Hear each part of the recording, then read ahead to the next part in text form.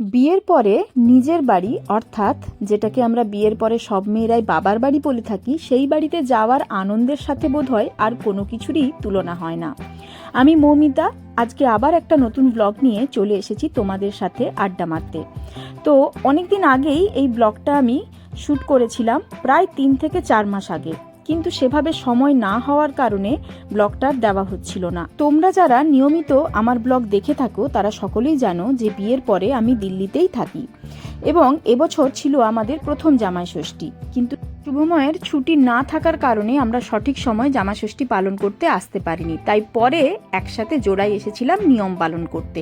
তো আজকে সেইখানেরই কিছু মুহূর্ত আমি তোমাদের সাথে তুলে ধরবো। এই যে দেখো, এইটা ছিল আমাদের বাড়ি, যেটা একটু আগেই আমি দেখালাম, এবং এটা হলো আমাদের নতুন গোডাউন। এই গোডাউনটা কি কাজে লাগানো হয়েছে বা এখানে কি কাজ হয় সেটাই আজকে আমি তোমাদের সাথে দেখাবো। দেখো, এই যে একটু আগেই আমি চাবিটা নিয়ে এলাম এবং তালা চাবি খুলে গোডাউনের ভিতরে ঢুকছি, এবং আমিও প্রথমবার দেখছি কারণ আমার বিয়ের পরেই এই গোডাউনটা তৈরি করা হয়েছে।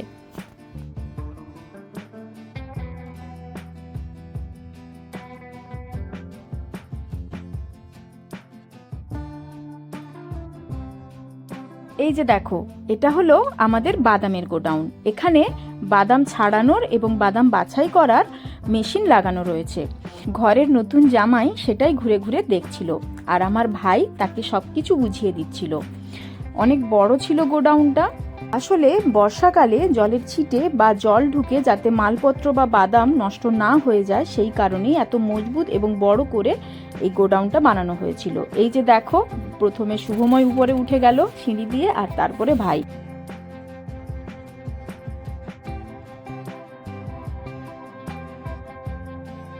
এই যে দেখো, কিছুদিন আগেই বাদামের খোসা ছাড়ানো হয়েছিল, তারই কিছু অংশ এখানে যন্ত্রপাতির মধ্যে পড়ে রয়েছে। এগুলো এখনো বাছাই করা হয়নি।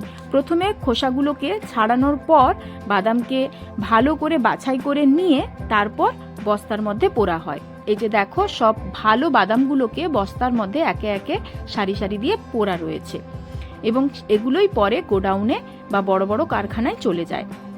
বিয়ের 6 মাস পরে আমি প্রথমবার বাড়িতে এসেছিলাম, তাই জন্যে কিভাবে যে সময়টা কেটে গেল সেটা বুঝতেই পারলাম না। মাত্র 2 দিনের জন্যই আসার সময় পেয়েছিলাম। এই জায়গাটার সাথে কত স্মৃতিই না জড়িয়ে আছে। সত্যি মেয়েদের জীবনটা বড়ই অদ্ভুত। যে জায়গায় বা যে বাড়িতে ছোট থেকে বড় হলো, সেই বাড়িটাই একদিন পর করে দিয়ে চলে আসতে হয়। বিদায়ের সময় সত্যিই বুকটা ফেটে যাচ্ছিল কষ্টে। কনকাঞ্জলির যে নিয়মটা সব মেয়েকেই পালন করতে হয়, সেটাও বাধ্য হয়ে আমি পালন করেছিলাম, কিন্তু যে মায়ের ঋণ শোধ করার কথাটা বলতে হয় সেটা আমি বলতে পারিনি। যাই হোক, আজকের ভিডিওটা এই পর্যন্তই। আজকে অনেক মনের কথা তোমাদের সাথে শেয়ার করলাম। যদি ভিডিওটা ভালো লাগে তাহলে অবশ্যই চ্যানেলটি সাবস্ক্রাইব করো, লাইক করো, কমেন্ট করে জানিও কেমন লাগলো, আর অবশ্যই সবার সাথে শেয়ার করো। পরে আবার একটা নতুন ব্লগ নিয়ে আসছি।